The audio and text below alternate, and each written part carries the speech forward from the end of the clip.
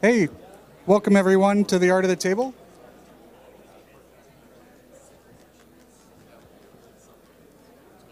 I'm going to give everyone another couple of minutes to finish filing in here, and then we'll get started.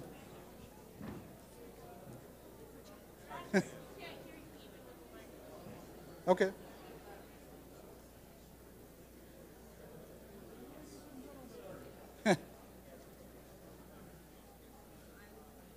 All right, as the last of us find our seats here, we're going to get the panel started real quick. Welcome to the Art of the Table at the inaugural PAX Unplugged. How awesome is this?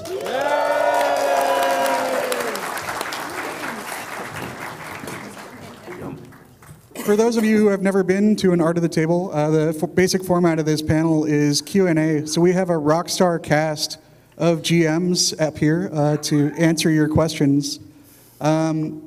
To get things kicked off, I'm going to give you the rules. When you come up to the mic, please keep it brief.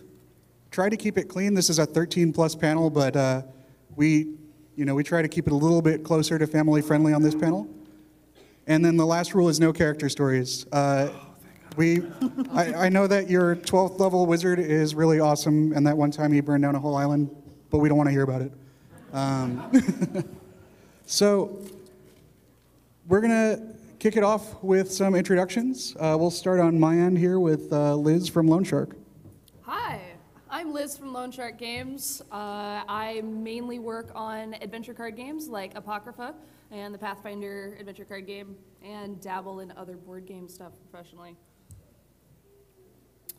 I'm Erik Mona. I am the publisher and chief creative officer at Paizo, the makers of the Pathfinder and Starfinder role-playing games. I've been a long-time GM for honestly most of my life, and I co-founded the Living Greyhawk and Pathfinder Society and Starfinder Society organized play campaigns. So I do a lot of stuff with convention play and home play, and I'm just a giant nerd.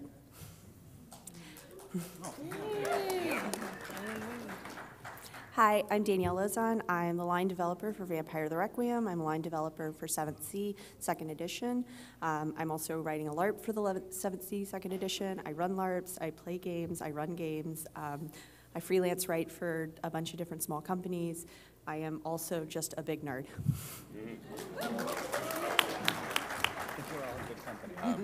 I'm Ivan Van Norman. I do a lot of games online, first with Saving Throw and then Geek and Sundry with shows like Sagas of Sundry, Foreververse, and also a big nerd. We're here for you, buddy. And the king of chops. I am Rudy Rudenberg, and I am here representing some D&D type stuff with the, I'm the co-creator of Maze Arcana with Satine Phoenix. I am a veteran for the U.S. Army, so we do a lot of stuff like, a lot of PTSD type stuff and how RPGs can basically save the lives of everybody. Everyone. Thank you. Yeah, and then I'm also one of the DMs Guild adepts and lead designer for Xanathar's Lost Notes to everything else that'll be coming out on the DMs Guild, and that's pretty much it. I do a lot of streaming with these guys. Master of Ties. Master of Ties. Fury's Fate on D&D's Twitch channel. Hey, my name's Kat Tobin. I'm the co-owner and managing director of Pelgrane Press, and we produce role-playing games like 13th Age, Night's Black Agents, Trail of Cthulhu, and also recently #Feminism. Nice. And best accent on the panel. Awesome. Thanks for being here. Accent. I'm Bradford Chatterjee. I'm your moderator. I'm no one special. These are the people you're here to see. As we go through our icebreaker up next, up here in the front of the room, there's a pink tape line. That's where we're going to start lining up for questions. If you have questions, go ahead and start lining up now. We'll start in reverse order for the icebreaker, which is, what is your most panic-inducing GM moment? So is that we're starting with me? Yes, we're starting with Kat. Yeah. So I'm quite small, and I think my most panic-inducing GM moment is when I get like a really big guy who's really shouty, and like very loud, and so I'm quite quiet naturally, so I tend to speak at a particular level, and when I get a guy who comes in and is all like, la, la, la, la, la, I'm like, okay, now nobody can hear me. So then I start panicking, because then everyone's just like, chaos ensues. I was fortunate enough to get to come be the dungeon master for the Tomb of Annihilation stream. Oh, we've got more. Switching. Pass it down. Passing. And I got to, I was supposed to GM for like Matt Koval and who else was on that? I think Satine, Matthew Lillard, like, and I was prepped for all of them. And then Koval rolled really, really poorly on his investigation check for his airline ticket. And, and he had to leave. So Nathan Stewart, the president of Dungeons and Dragons, slid in director. Senior director. Well, now I'm fired. So Nathan Stewart slid in, and I had no prep time and had to basically give him Matt Koval's character, which I made specifically for Matt because he's obsessed with the O-Rigger. And Nathan just judged me the whole time. It was great. I had a similar experience in which I had been streaming role-playing games for a while, but mostly with just people I'm comfortable with and friends who, you know, you try to just enjoy the people at the table. Well, I had this stupid idea one day to invite Felicia Day and Will Wheaton to play Paranoia with me. And the anxiety and the fluttering that I had leading up to that game, it almost keeled me over. Well, mostly not just because they are who they are, but also because they're stupidly funny. And I am not stupidly funny. Thankfully it worked out, and it was fine, and it was amazing. But, what's that? Yeah, no spoilers, but yeah. It's Paranoia, it's how it works. I think you're funny. Thank you, Rudy. We know each other. It's not weird. It's still weird. It's still weird. God dang it. We'll work on it. I think I have delay on this. Do you want this one? It's not working. Yeah. All right. Okay, this is working. Hey. I'm just loud. I'll just change. All right. So I don't have famous person stories, but I run a lot of LARPs. And so my most panic-inducing moment was that, you know, one of the things with LARPs is that you have a lot of like physical props for people to mess around with. And I had like this cool puzzle room like style thing I was doing for a LARP. And I had like this box that people were supposed to like twist wires together to turn on lights and stuff. And this player came in and I was like, yeah, it's like a puzzle room, like put things together. And he's like, cool. And he starts pulling all the wires out of the box. And I was just like, oh, what are you doing? You're ruining it. And I freaked out. And I was just like, people can't mess with that now because it's broken and you broke it. And yeah, I didn't handle that very well. You know, in retrospect. But yeah, I kind of had a little panic attack because people were destroying my props. We got this question a day or two ago, and I was really racking my brain as to when I was panicked as a GM, and my first thought was like, man, behind the GM screen, I'm cool as a cucumber. I'm never panicked. And then I started thinking about, well, gee, that's going to sound really arrogant in front of a huge group of people. And I sort of tried to psychoanalyze what was going on in my head. And the thing is I actually don't really get panicked much in gaming, and I was trying to think of why, and I think it's because I forged my GMing skills on a crucible of completely open-ended improvisational campaigns where it's like, you're in the city, where do you want to go? And then a few years later, once I started going to conventions as like a broke 20-something kid, I would run like 11 slots at Gen Con to get 1/4 of a free hotel room and that kind of a thing. And when you're doing that for a big organized play campaign, one of the things that will happen, especially as you become more and more reliable to the coordinators, is someone will no-show a slot, and then someone will come up to you and be like, hey, I know you're really good at this. Can you run a game you've never read before, or like an adventure you've never read before? And so you run cold. And basically the upshot is I've messed up so many times. I've made so many mistakes, and after a while you look around and you realize everybody's smiling and having fun, and the only person who's really obsessed about the mistakes you're making is yourself. And so I kind of got to the point where if everybody's smiling and everybody's having fun, panic really shouldn't enter into it. So, Run 11 slots at a con, and yeah, that'll solve that problem for you real quick. Yep. Yeah, I think Ivan and I both feel that fire with you constantly. Yeah. So I'm also going to be a dork and tell a LARP story, because that's where the real panic comes in. Like, everything's live. If you've never run the LARP, you know what panic is. So I'm running this 24-hour survival horror experience. We don't use the L word until we closing announcements. We're like, you LARPed and had fun. But it's a zombie game, and I have this whole plot, this like elaborate network of intrigue for the people who like to do mystery and research, and with like a partially ineffective vaccine and blah, blah, blah, blah, blah. I'm playing this pregnant lady at the culmination of, like, the high point of this plot. I'm playing this pregnant lady, get kidnapped, and they're supposed to discover me. So I have my GM radio on me, got like 5 other people on the team. I find a place, like, way out of the way of the lights. We're at a big camp by a lake. It's beautiful. Hide behind a tree, between 2 bushes, sit down and, tell them, all right, give me 10 minutes, like, for people to clear away and stuff, and then give them the signal that they can come try to find me. So I'm sitting there. This one lone zombie, way, way off the map of where you expect him to be, is wandering up the hill. I'm like, oh God. Not only am I going to get eaten by a zombie, I'm going to have to rewrite the conclusion to this entire goddamn plot. Please don't find me. Please don't find me. I'll be quiet. It's real hard to find me. I'm between these bushes. So tense. My radio squawks. I start like, turn it off. He starts groaning. He's seen me. He's coming for me. Oh shit! Turn it off. Squawk again. Liz, are you out there? God! Please don't kill me. I'm the plot. Can you please go the other way?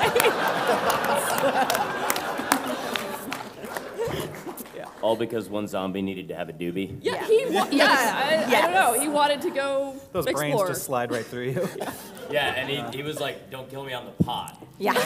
He was looking for people making out in the woods. Oh yeah, that's accepted. So I feel like what we've learned is run yourself ragged and beg the player's forgiveness. Let's go to our questions. First question, please. Hi, I'm sort of a starting off DM, and I'm just wondering. I have this fantasy of like incorporating certain LARP elements into my sort of Dungeons and Dragons traditional campaign to try and get people like out of their character sheets. And I'm wondering like some successes, some pitfalls, some advice you guys have, continuing on the LARP theme for doing that successfully and not like having people just run around everywhere, sort of finding little slips of paper.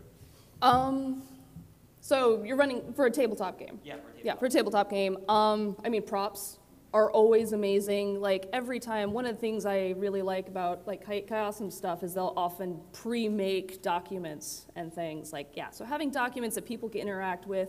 Puzzles. My players love puzzles. I throw puzzles in front of them all the time. But I think the biggest thing that I try to get my players to do is to say, show me what you're doing. Don't tell me what your character does. Like, if you're going to say something, say that line. And interact with the thing. Immersion is key, and if you're playing like Dungeons and Dragons, which is mechanics heavy, then I like to call it take it off the table. You just find the points in which you feel like you can take it off the table. And like you said, whether that's props or one of the things that I enjoy doing is just finding whatever story element that's in place and then just building something practical that's around that. So it's not like, oh, how do I roll a dice off the table? Like, how do I do skill checks off the table? Just think about how you can improve your story. Yep.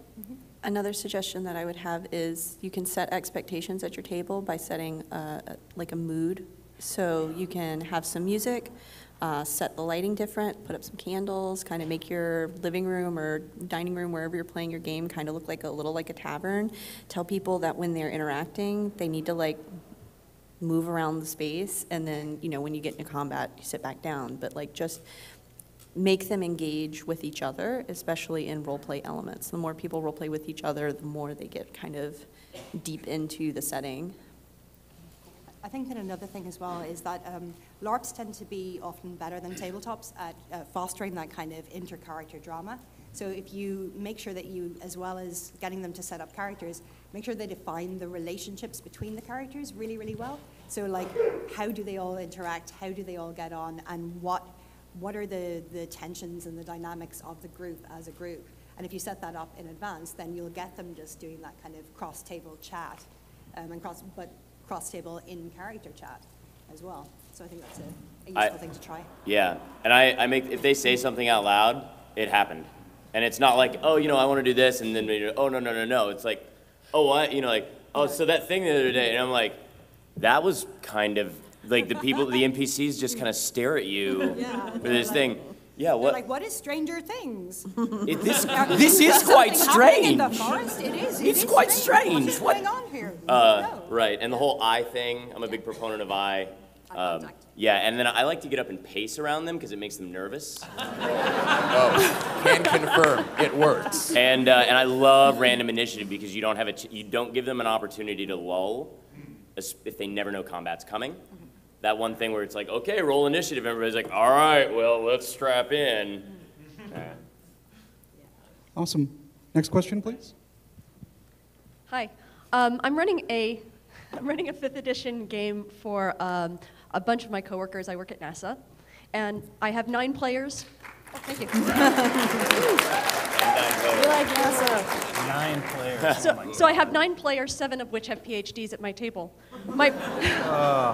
My problem is challenging them intellectually. Do you have any advice? Wow. So I have a suggestion. So there are some puzzles out there that are really hard, like physical puzzles that are really hard, that are like grade 5. You need to like watch a YouTube video to figure out even how it works. Give them to them. Yeah, I was going to say puzzles, because a lot of times when we give puzzles, like, we need to make sure that we're scaling difficulty, especially for, like, characters. Like, Travis plays he's a really smart dude, plays dumb so well, and it's hard to play dumb. It is not easy at all to go the other way around. And so, like, a lot of those puzzles need to scale, but if you have NASA-level people, sure. Also, give them physical challenges. Yeah. Yep. And that's not to say, like, nerds can't do things. I was going to suggest something that that I'd like to challenge you to think about is do you need to challenge them intellectually? Can you find something else that takes them out of their comfort zone and is just as good? Instead of like challenging something that they're already strong in, do something that makes them uncomfortable to take them out, with their consent, of course. But challenge them to go outside of their comfort zones and find a unique way to challenge them. Take them to the gym. One thing you... Don't do that. So one thing that is challenging sometimes with RPGs when you're throwing puzzles on the table and things is that sometimes it's difficult to differentiate between the intelligence of the player and the intelligence of the character. And so you've obviously got very, very intelligent players, and by putting a word puzzle down in front of them, that might not be the thing that really challenges them. But maybe more of an emotional challenge might be in something to think about, like having to do a dilemma where they can only save one NPC that they've built up personal relationships with. I would try to challenge them sort of their morals and their decision making more than their sort of raw intelligence. Something else that I would try as well is, I know like in martial arts, a lot of the time they say if you're dealing with a bigger opponent, you use their strength against them. So I would try and turn their intellects back on them and make them come up with the puzzles themselves. So you present them with something that you don't have an answer to, and you see what they come up with as the solution. Yeah, but then they're just...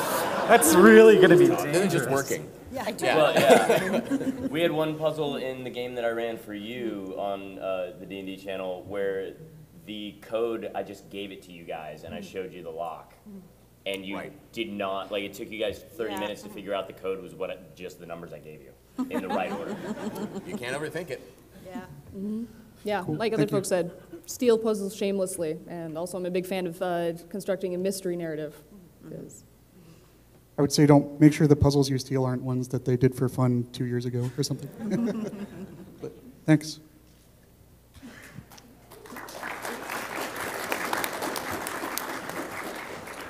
Hi, I've run Call of Cthulhu for a couple years. Actually, most of my players are here somewhere.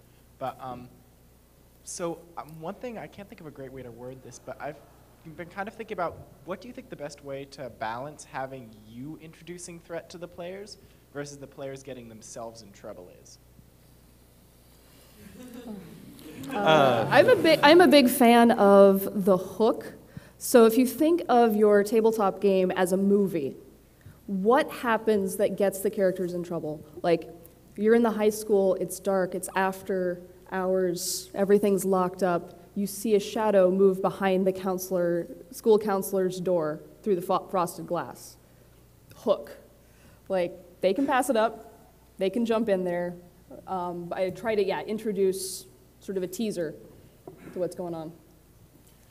I would confirm that as far as try to think of it dramatically, as far as your story hooks go. It's like what's going to build good drama early on, like the inciting incident. Read, one of the best things a GM can do if you're looking for resources to go in there is like creating memorable characters. It's an awesome book that just talks about how screenwriters build story arcs and how they build characters. If go read a screenwriting book and you can get an idea of how to build natural tension or build suspense with like an inciting incident or some kind of story hook, and that may be helpful. Save the cat. Save the cat. I think that it's an inexact science too. There's not an exact balance of like what's best to be player driven or GM driven. It's literally going to change with every group. It's literally going to change every single day. I think you as a GM, you want to have a couple of tools at hand. You know, just like one thing I like to do is just have a list of random names that I can refer to in case I need to pull out an NPC at any second.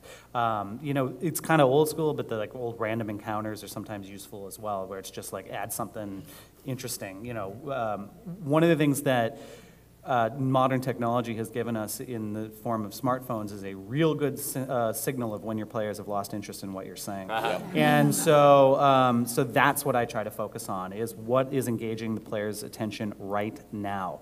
I mean, I think we've got, you know, there's a difference, I think, in running a game like on a Twitch stream or something that has an audience. If you're not doing that, your audience is your players. And as long as they're smiling and engaged, you're getting the balance right. And if they're not, and you're letting them, let's say they really enjoyed role-playing with the tavern keeper or whatever for an hour, and you're like, wow, this is really, I didn't even need to prep this, you know, and then they start looking at their phones and stuff. Now it's time to start putting in some program stuff. So just that's the most important thing that I can say as a GM, is pay attention to the nonverbal signals that you're getting from your players and really target the ones who seem least interested at any moment. You know, that was a trick I learned in the RPGA, is like try to make sure that everyone is engaged. Don't always just go to the guy who's the big theater ham, who's gonna talk in a funny voice and is always gonna like, he wants to sit right next to you and monopolize your time. Talk to the person who's spoken the least and engage everyone, and you're not gonna worry as much about what the perfect balance is between those things.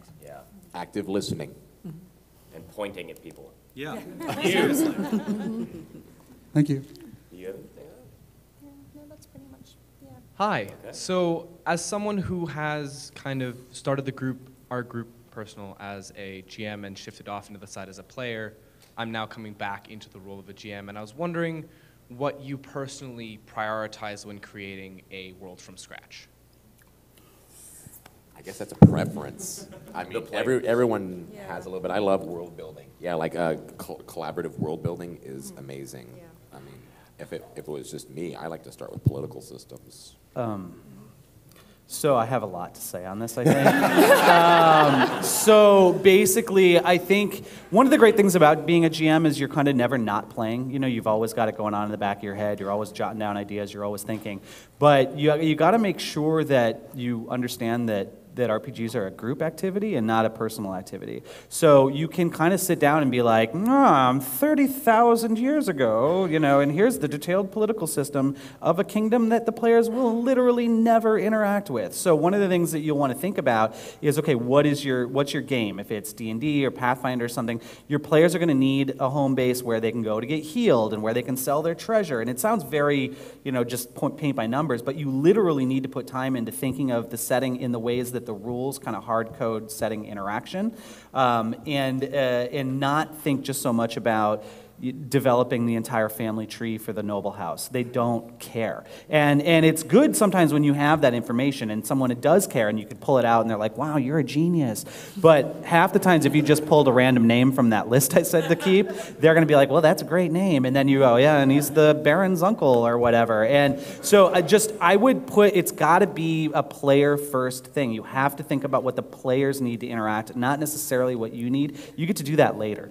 You build that on top of it. But the skeleton has to be what the players interact with on a regular basis. Yeah, absolutely. When we're doing world building for our systems, the first thing we do is say, what do the players do in the game? And that's the first question we ask is like, how are they going to spend their time interacting with NPCs? Are they going to spend their time like battling through dungeons? What is the core activity of this game as far as the players are going to be spending their time doing? And then you just focus building around that. You start off with that and then build around it.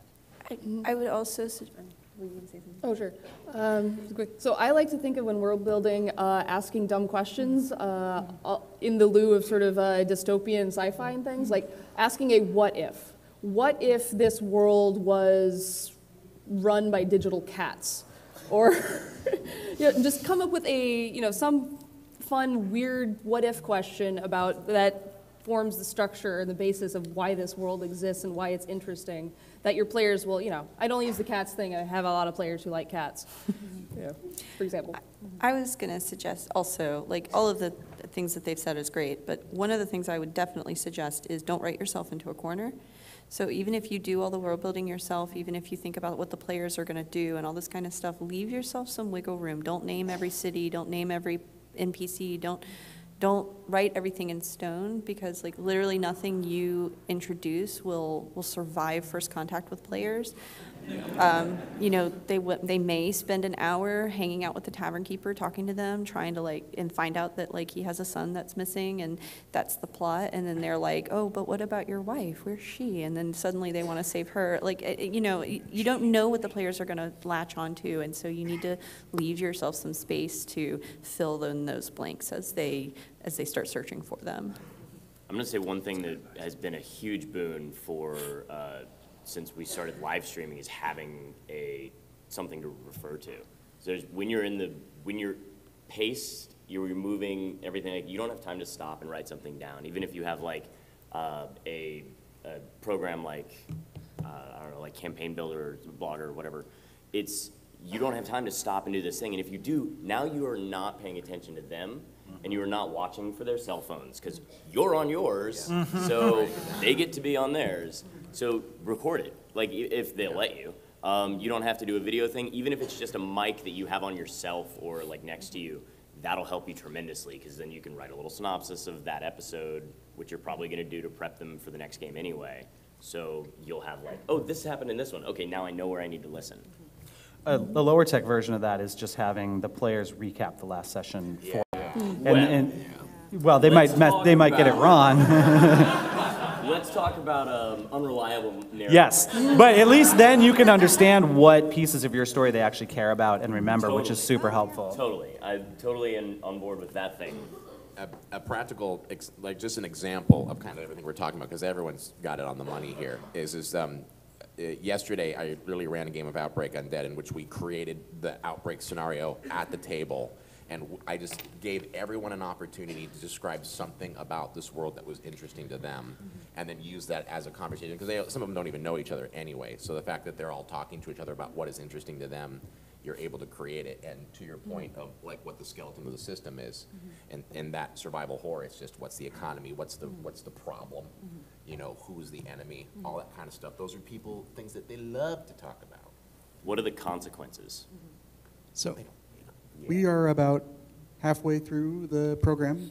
Let's try to keep it to 2 answers roughly for the rest of the questions, because we got a pile of questions to get through. Hey guys, I haven't played Dungeons & Dragons over 30 years. So I just got back into it, and it's totally different. Now I play Dungeons & Dragons, and DM's trying to kill me. And every time I try to survive, he gets mad because he wants to kill me again. So now my question to you guys is about player development. I mean, do we want to develop the players to a certain level, fatten them up, then kill them, or just kill the guys with kobolds? Because before 30 years ago, I never died by kobolds.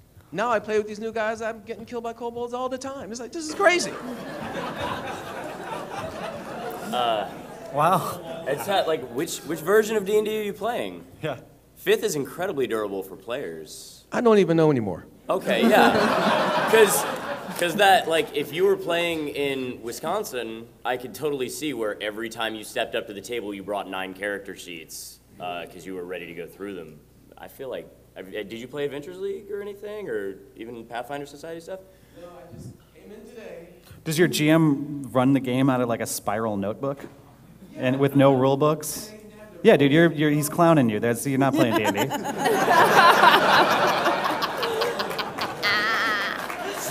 No, yeah, like right next door, they've set up the system so that you're supposed to progress all the way through it.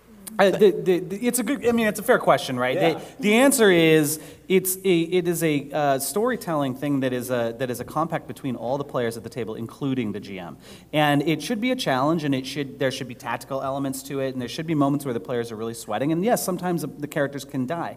But it shouldn't be about antagonism between the players and the GM. That is just not the spirit of RPGs. It almost never has been. I mean, maybe 30 years ago, maybe it was a little more. Yeah. So I'm actually surprised because I think the trend is in the other direction, generally speaking. So I think you might have a little bit of an outlier, honestly. In terms I don't know, of man. I think you run very different games from I do. I usually run like Cthulhu mystery. If half the characters aren't dead or insane by the end of a session, I'm doing my job wrong. But you're also playing Cthulhu. Right. Right. Yeah. Different. So that's a difference. He's talking about D&D, right? Oh, yeah. You got this, D&D. the expectation has got to be set appropriately. If I'm playing that, I'm expecting to go. Right. Yep. Absolutely. Yeah. Or paranoia. Everyone dies at least 3 times. You know. Thank you. I'll walk you over there afterwards. And we'll have a talk with whoever it was that did that. I'll scar them. Uncle Rudy's going to come take care of him. Uncle Rudy's going to come take care of him. Hi, guys. Me and my friend are both new GMs. We run our own respective campaigns using Roll20. Last week, I watched her game fall apart because 2 of her players decided to start dating each other long distance in secret and didn't want to tell anyone else in the party. My question is, do you have any advice for mitigating the damage of interpersonal drama? And is it better for the DM to be involved and try to do this themselves, or just let players hash it out and let the cards fall as they do? So loaded. Oh, it's a good one. So when I run LARPs, there's hundreds of people, and they're all hanging out together, and they're all feeling all these emotions. All these really strong character emotions that bleed into their real lives, and then suddenly they're all dating each other. All of them at once. And then they don't like each other anymore, and then they break up, but they all want to keep coming to game. So this is actually really hard for you as a GM to mitigate like interpersonal relationships, specifically because you have to pinpoint what the problem is. Did it fall apart because they were dating and they broke up? No, because they didn't want the other players to know. So they were like, right, okay, so, right, so they were having an interpersonal relationship. As a GM, like, if people are disrupting your game, it kind of is your responsibility to talk to them about what they're doing that's causing this problem. So yeah, the GM should step in and be like, hey guys, I'm noticing some weird vibes coming and it's messing up the game. So, you know, either you need to figure it out, like sort your shit out. Sorry, PG-13. You need to sort it, or maybe you need to leave, because having players that are disrupting your game, whether it's interpersonal, whether it's, you know, they got a divorce, they started dating, they don't want people to know, whatever it is, like, people are there to have fun and to game, not to deal with personal drama. And so if it's bleeding into the other players, if everybody's suddenly dealing with somebody's personal drama or personal issues instead of the game that they're at, then that means the game's not happening actually. And so, yeah, you have to become suddenly this like little bit of a lawyer or arbiter and say like, okay, well, either you sort it out and figure it out and quit having this problem, or just tell everyone, okay, like it's not that big a deal. Or, I mean, maybe it is a big deal, I don't know, but But sometimes, you know, telling people that maybe they need to take a break until they've sorted everything out is the right thing to do. And don't ever feel like, man, if somebody's like, that means you're not my friend because you kicked me out of your game, we'll be like, well, who really wasn't somebody's friend? Was it me or was it you who was causing the problem in the first place? They might not know they're causing a problem. Right. So I would start with a little, hey, you might Yeah. not know this, but that's Right. super lame. And then kick them out. Right, right. I'm not saying go there first, but definitely they need to be talked to. Communication. Yeah, communication. But I feel like there's more to this. I do too. Find us later.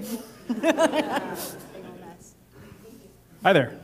My question is, when you are introducing a big bad evil guy or some powerful creature, how do you convey to your party that maybe they shouldn't fight this right now, or not just murder hobo everything?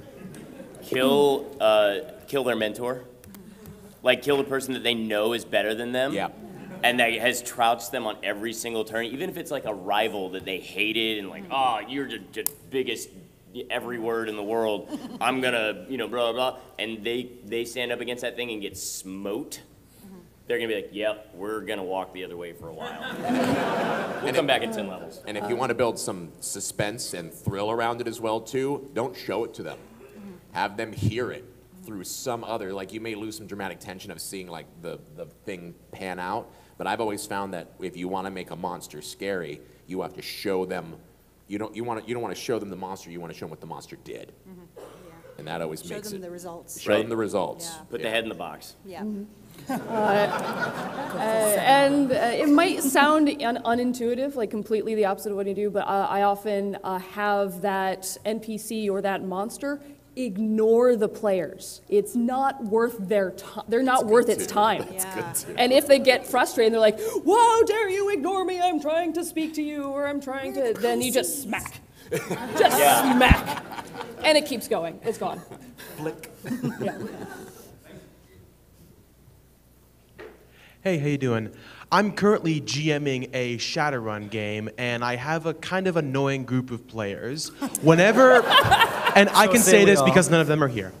And whenever I don't give them exactly what they want, they will whine and moan and complain until I have to eventually cave and give them what they want just to shut them up and accomplish something for the evening. And I am completely at my wit's end for how to deal with this situation, so I want to ask you guys advice. Get new friends.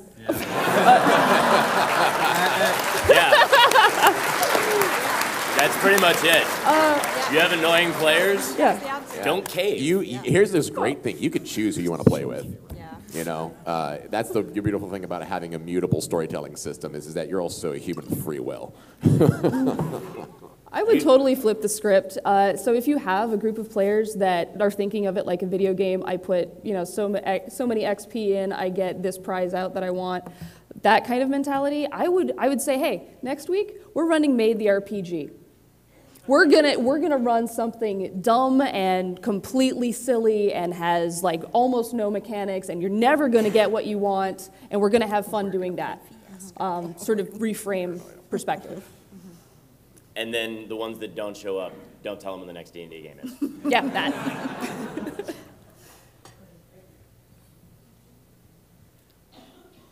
Hi guys, my question is twofold, but the first part might answer the second part. So I have a little bit of social anxiety, and which I'm sure a lot of people in the room are familiar with, being fellow nerds, yep. And I find that if I plan my games to the T, they run great, and everyone has a great time, and I'm doing it really great, but I put so much energy and so much time into figuring out how to run this game that I get exhausted.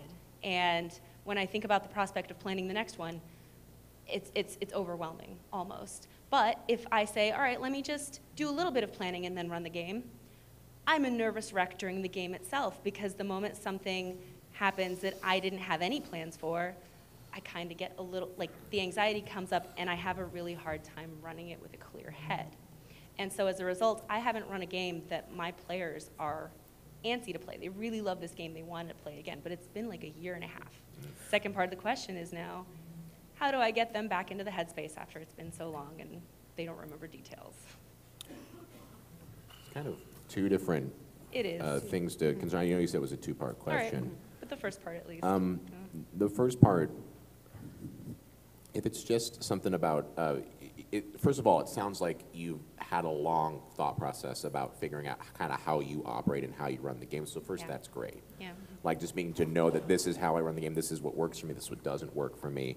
And I think at that point, it's just taking the things that are difficult for you and then just taking little steps. Like you said, you planned a little bit, but just, you know, like I said, leave some wiggle room in your next game to see if that helps a little bit. And it's just like working out. It's just you have to flex those muscles, and you have to just keep doing it. But you don't have to start with a 50-pound weight. You don't just have to come in cold. Like just scale yourself up a little bit and train into it, and maybe that'll be easier over time. Yeah, like Erik was saying before, like the doing convention stuff, even if it's you only go in and do one module or something like that, allow yourself to read it a week in advance, and then don't read it again until like the night before, and just be okay with whatever is going to happen. Right. The thing is nobody's going to lynch you for it. Yeah. So they're going to come out. They may not have the best time or the time that you want them to have, but that's one more time that you've got that tick down. I think also, you know, approaching your social anxiety in a way that is comfortable for you. So if you tell yourself specifically, like, we're only going to run this game once a month. I'm going to do the work that I need to do to make myself comfortable to run the game. You know, if something comes out of the sideline for me because I didn't quite plan well enough, like, I'm going to learn, you know, take those small steps to figure out how much of that you can handle. But don't overwhelm yourself, like, we're going to run a weekly game, and I have to do all this prep work once a week. Yeah, even doing it once a month, the too idea much. is exhausting.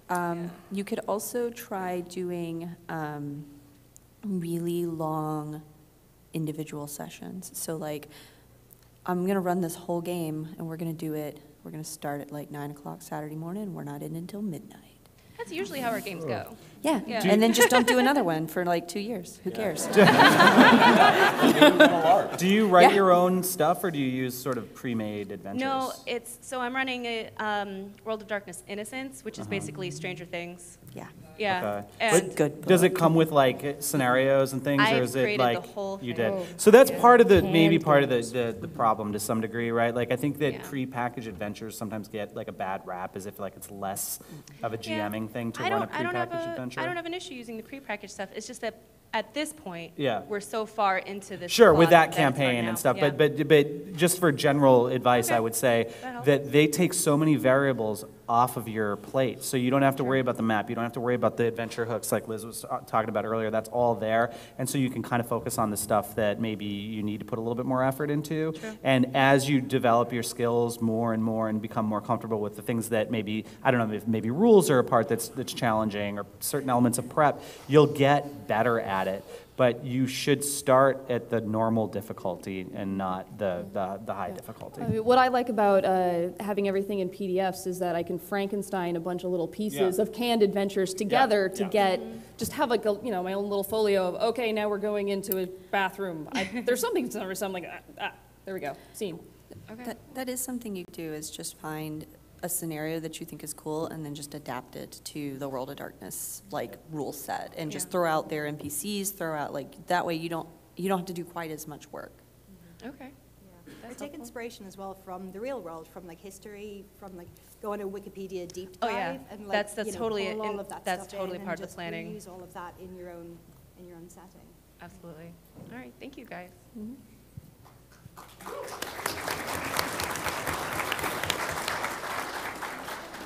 Hello, guys. I've been on and off DMing for about 15 years, and one problem that constantly comes up is you go and say, hey, we're doing a new like a new thing of D&D, and you have like 15 people want to play. So two things on this is, one, how do you deal with that many players, if at all? And two, have you ever tried doing a dual DMing, where you have two people being a DM, and how does that work out? Go for it. So, if you want to see like a recent example, last summer, Satine and I did on the Tomb of Annihilation stream, we co-DM'd 2 different groups that played on our separate days. Ivan was one of the players for it. And that is so much about communication and having like notepads there that you can write on and go back and forth, and identifying the things that you're good at and the things that whoever your co-DM is going to be good at. So with your 15 players, obviously maybe get another DM. So if one of them is down to DM, it sounds like that broke into a pretty manageable game, 2 games there. But if you wanted to do a co-DM thing, even I think Satine has a GM tip with Bruce Monarch and his brother Keith, where they talk about an entire campaign that they wrote together and DM'd together, and what parts each one of them took to make sure that they were not prepping themselves into exhaustion and being able to run the thing. And they had 20 people in, 24 in the game at the time, and Voltroning, make them do things together, make them actually like skill check things together, and like, oh, we're gonna go over here, and the 2 of us are gonna go pick this lock, because it's easier when somebody's holding the tools. I'm going to take a slightly different tact, and that's just don't. You know, I've run hundreds and hundreds of games at conventions, and I can tell you that the difference between a 5-person table and a 7-person table in terms of everyone's enjoyment is significant. And the reason is because it takes too long to go around and everybody takes their turn. And, you know, even if people are going quickly, and you can mitigate it with 2 GMs. I mean, an oddball session or even a short campaign, it's kind of fun to do, like, let's do a big, huge dungeon raid. But I guarantee you, in this day and age, everyone's going to be on their phone, unless you ban your phone from the table, and even then, they're going to be twiddling their thumbs. Like, it's not worth it. That's my professional opinion. You could It's also not LARP worth it. with them So instead. I've run games like that several times, from parlor LARPs to tabletop stuff. And what we do is we try to take an approach of sectioning off the party. Don't run 1 table of 9 people. Run 2 tables of 1 of 4 and 1 of 5. Right. Be in separate rooms if possible, or opposite ends. And the parties are doing different things. And you just pre-script in if. The time is happening simultaneously. Like, one party goes and raids the wizard's tower, and the other party's going to the dragon's lair. Once they're done with that, we're all going to meet back at the tavern. So sometimes that runs into issues where one group will speed through their material, and you got to go, okay, well, we're not going to be doing the next part until 2 p.m. Guys, go get lunch. You have to do that sometimes. But sometimes you can get really clever. One of my favorite games that I've read is a Cthulhu game called Past Lives, I think. Where the different tables of the game take place in different time. That's cool. And when your character dies in one game, you get up and you sit down another game. So you'll start the game in 1970s, like Delta Green mystery hunt, like FBI agents kind of stuff, and get up and suddenly you're thrust into World War I in the trenches. And you have to have like radios or phones or whatever so the GMs can communicate what things are happening in the other parts of history that affect. But yeah, you can do it. You can get clever. But break it up. Don't do one big table. I've tried to do that. It's a disaster. I would check out epics. Like epics are basically like multi-tables that their success at one table contributes to another table and stuff like that. That's fun. If you still want it to feel like it's a connected campaign, or like for the game that I ran for him, Satine had the opposite game running. We did Tuesday, Wednesday kind of thing, and they would find, Ivan was our bard, and he was a cheesy pulp romance writer, and the other group would find his books. They're bad books. They're so bad.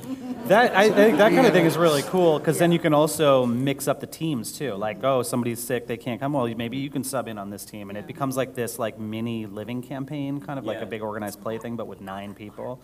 And I guess it's called a LARP. It's called a LARP. Yeah. Well, and that's what we did to the aftermath of this thing, the ones that are left alive, because Tomb Annihilation, you're dead. Right, and on our show, we're just like, oh, you died? Yeah. Bye. Oh, you're just off? Yeah, so we took the players that were left, and Ivan had to leave for some production stuff, so we sent his character back up home. We didn't kill him off for that. Right. But basically, I took the people that were left alive from our campaign, and now they're in mine, and she has Sirens of the Realms. Yeah, and they're pretty cool. still So let's get back to our questions. Bad panelists. We have about 10 minutes. Let's go to the lightning round. 1 answer per question. Okay, that makes this a little harder. My question is kind of using RPGs as a therapeutic tool. I work at an elementary school for kids with behavioral issues, and I'm kind of introducing a couple of middle schoolers to D&D and different RPGs.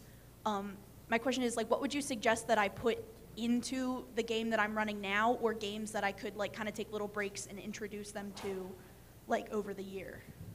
So Rudy, I know you mentioned you do explicitly this That's thing. what made me think of it, yeah. Okay. Just tips about RPGtherapy.com too. Okay. RPGtherapy.com. Clinical role. Yeah. We have a friend, Dr. Megan Connolly. Their entire game is psychologists, but they also do this one. They actually take kids and they go through and show them the different, like how the role playing can help inform the behavioral issues and where they can like seek to.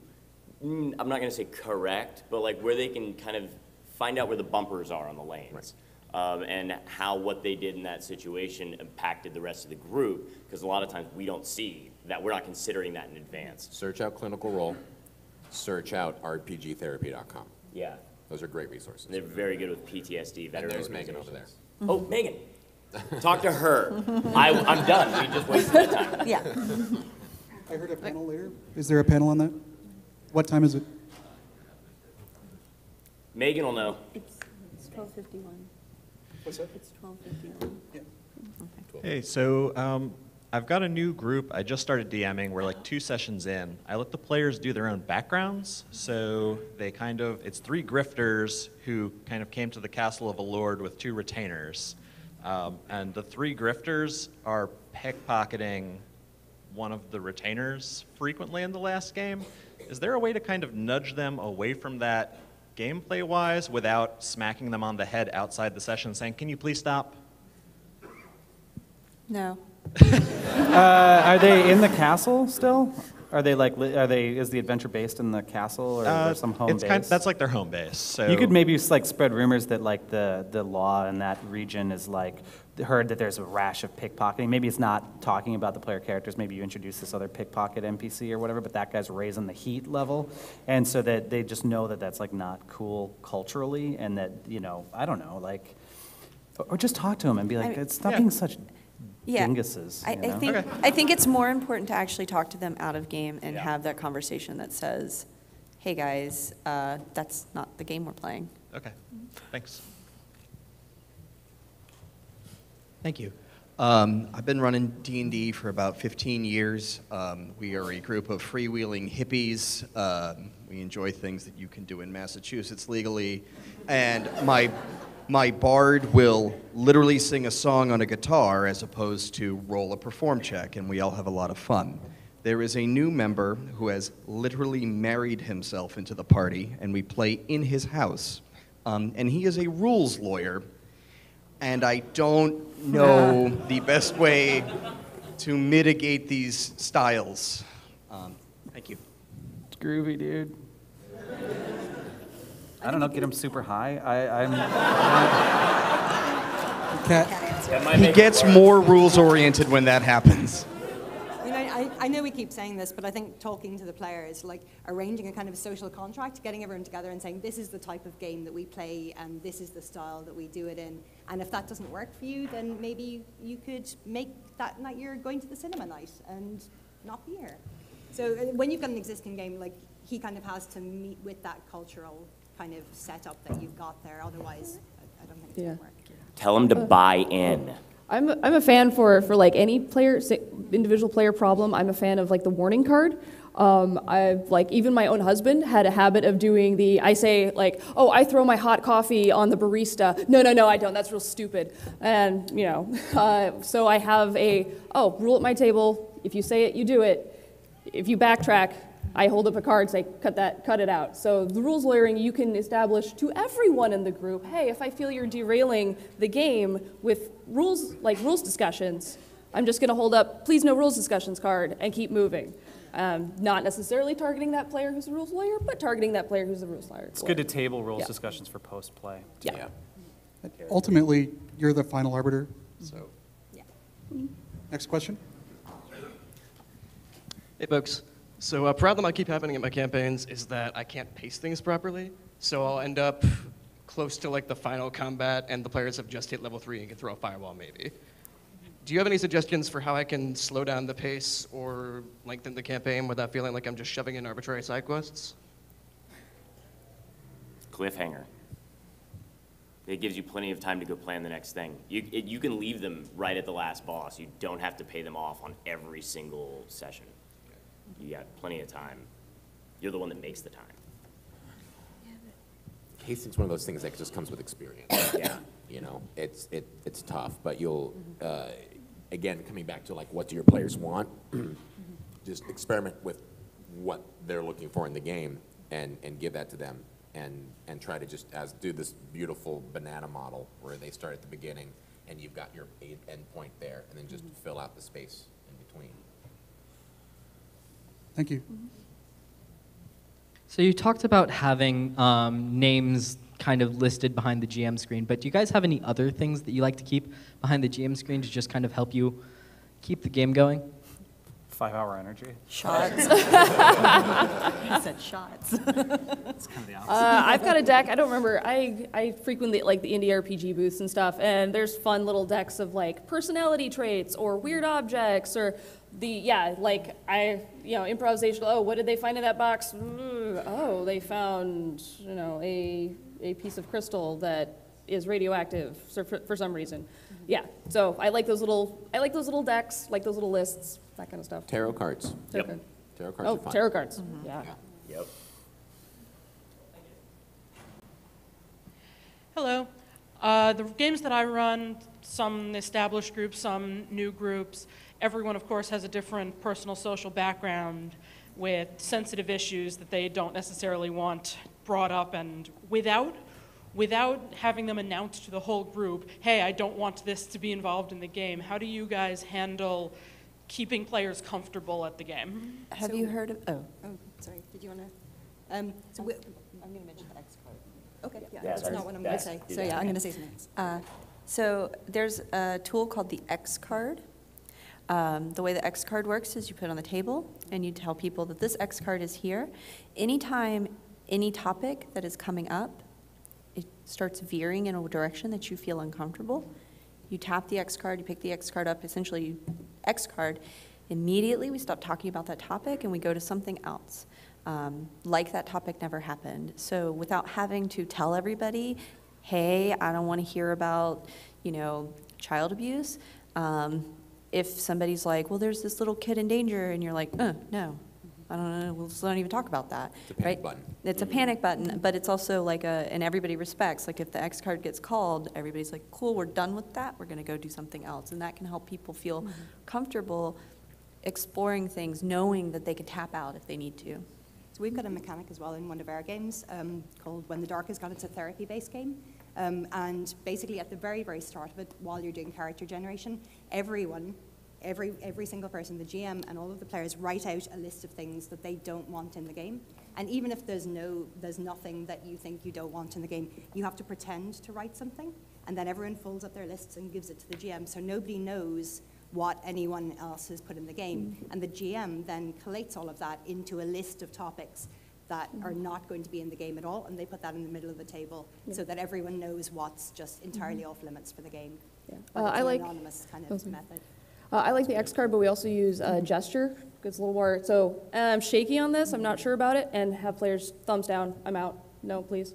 So, it's same principle. Yeah, and it's also like, that's what your session zero is for. Like that, basically what she's talking about is that, but you as a GM should have a session zero between everybody, but also individually, because they need to know what the setting's gonna be. If it's Cthulhu, it's gonna get dark. Thank you. Thank you. So we have time for, I believe, one more question. Oh, so close. Fight for it. I know, I hate to cut it off fast when we have two people, So, but we really only have time. Just looking for quick tips on managing player engagement when your players have very different play styles and very different interests in the game. Dude, I will meet you after. Yeah. Ivan will too. Yeah. We all will. I just follow don't know, my really quick thing is if you run your session like we're making a movie, don't wait, I have to pay for film by the inch, don't make me waste film. People will think harder about what actions they want to be in the scene. That's Awesome. Wow, now he has to walk all the way back up here. Oh, no, he doesn't. Thank you guys. It's 12:59, so we got to get out of here. But I believe that many of our panelists will be available after the panel outside to ask questions individually. if you had something that was sensitive or you didn't get to ask your question. So thank you to our panelists. Thank you. Thank you. Thank you to our enforcers, and enjoy PAX Unplugged.